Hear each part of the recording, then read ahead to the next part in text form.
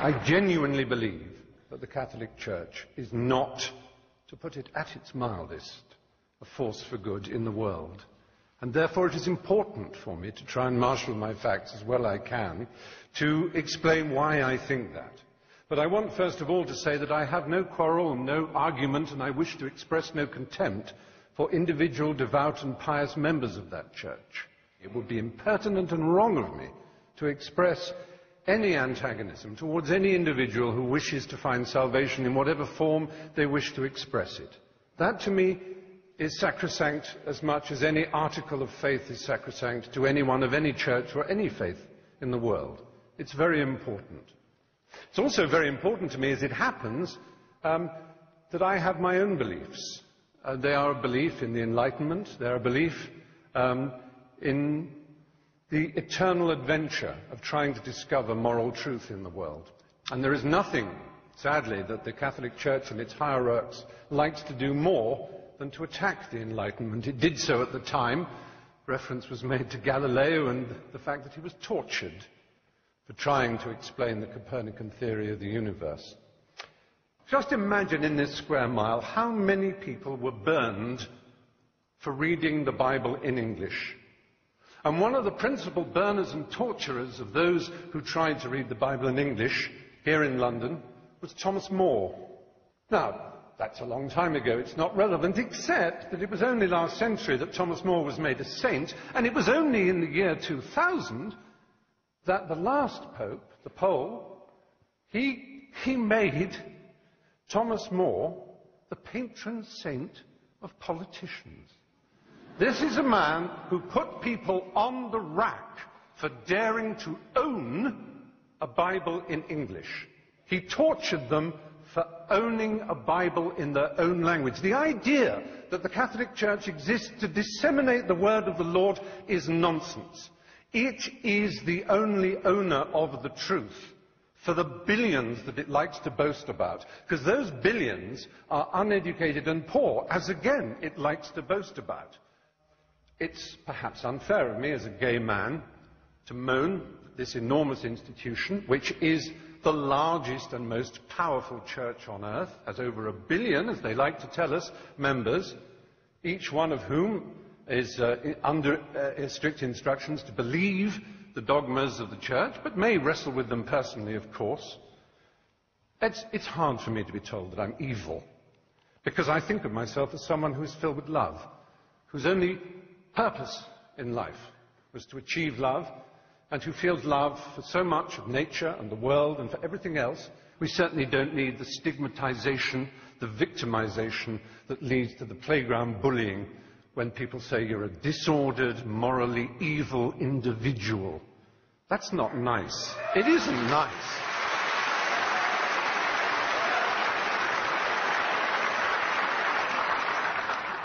The kind of cruelty in Catholic education, the kind of let's not call it child abuse, it was child rape. The kind of child rape that went on systematically for so long.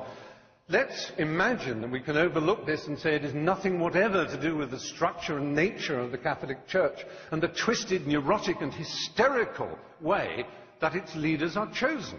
The celibacy, the nuns, the monks, the priesthood. This is not natural and normal, ladies and gentlemen, in 2009. It really isn't.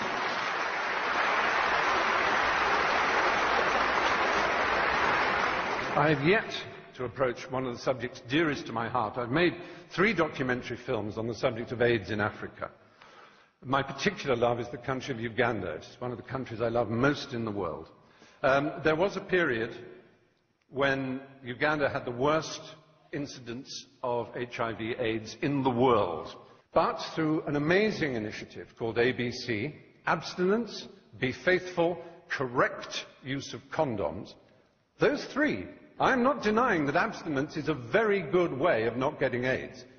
It really is. It works. So does being faithful. But so do condoms. And do not deny it. And this Pope,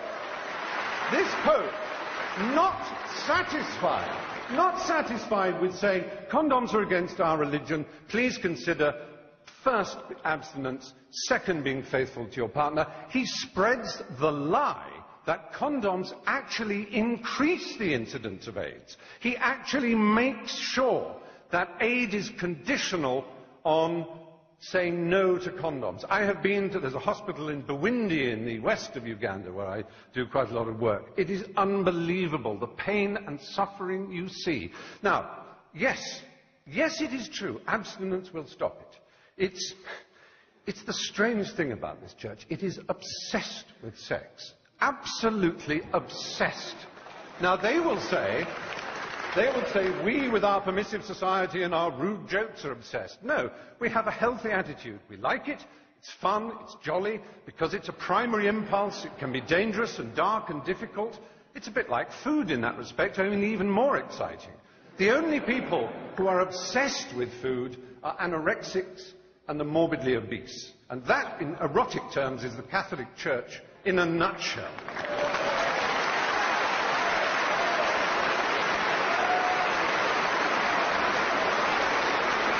So, do you know who will be the last person ever to be accepted as a prince of the church? The Galilean carpenter, that Jew. They would kick him out before he tried to cross the threshold. He would be so ill at ease in the church. What would he think? What would he think of St. Peter's? What would he think of the wealth and the power and the self-justification and the wheedling apologies?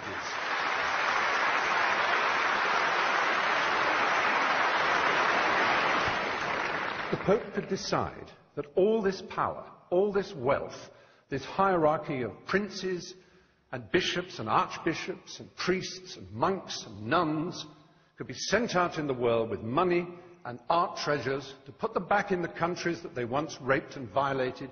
They could give that money away and they could concentrate on the apparent essence of their belief. And then I would stand here and say the Catholic Church may well be a force for good in the world. But until that day, it is not. Thank you.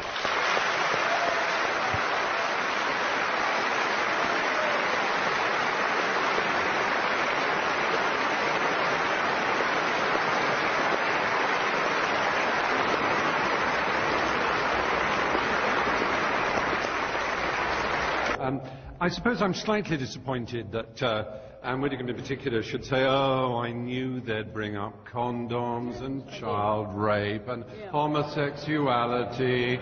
It's a bit like a burglar in court, so you would bring up that burglary and that manslaughter. You never mention the fact I'd give my father a birthday present.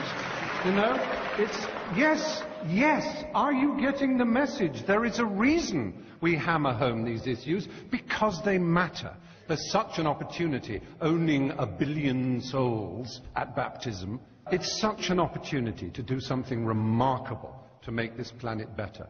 And it's an opportunity that is constantly and arrogantly being avoided, and I'm sorry for that. Okay.